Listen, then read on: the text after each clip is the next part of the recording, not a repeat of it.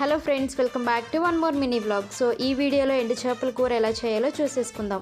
మీలో ఎంతమందికి dry fish curry అంటే ఇష్టమో కామెంట్ చేయండి. సో ముందుగా అయితే నేను ఈ ఎండు చేపల్ని హాట్ వాటర్లో కొద్దిసేపు నానబెట్టుకొని మంచిగా వాష్ చేసుకొని అయితే పక్కన పెట్టేసుకున్నాను. సో ఇప్పుడు ప్రాసెస్ చూసేద్దాము. ముందుగా అయితే ఈ కర్రీకి టమాటో ఆనియన్స్ ఉంటే సరిపోతుంది, ఇంకేం అవసరం లేదు, ఎలాంటి మసాలాలు కూడా అవసరం లేదు. సో కడాయి పెట్టుకొని ఆయిల్ హీట్ అయ్యాక దానిలో కట్ చేసి పెట్టుకున్న ఆనియన్స్, పచ్చిమిర్చి వేసి టమాటో ముక్కలను కూడా వేసి బాగా మగ్గనివ్వాలి. ఇప్పుడు దానిలో ఆల్రెడీ కట్ చేసి కడిగి పెట్టుకున్న ఎండు చేప ముక్కలను కూడా వేసేసి తగినంత పసుపు వేసుకొని బాగా కలుపుకోవాలి. మరీ ఎక్కువ కలిపేయకూడదు, ముక్కలంతా పేస్ట్ అయిపోతాయి. సో ఫైనల్గా రుచికి సరిపడా కారం వేసి ధనియా పౌడర్ వేసుకొని తగినంత వాటర్ వేసుకుంటే మన డ్రై ఫిష్ కర్రీ అయితే రెడీ అయిపోతుంది. ఒకటి మాత్రం గుర్తుపెట్టుకోండి, సాల్ట్ అస్సలు అవసరం లేదు, ఎందుకంటే ఆల్రెడీ డ్రై ఫిష్లో చాలా సాల్ట్ ఉంటుంది. సో ఈ కర్రీ తినడం వల్ల బెనిఫిట్స్ అయితే ఉన్నాయి, గుండెకి కూడా చాలా మంచిది అంటారు. మీరు కూడా ట్రై చేయండి, చాలా టేస్ట్గా ఉంటుంది. సో ఎంతమందికి ఇష్టమో కామెంట్ చేయండి. Thank you guys.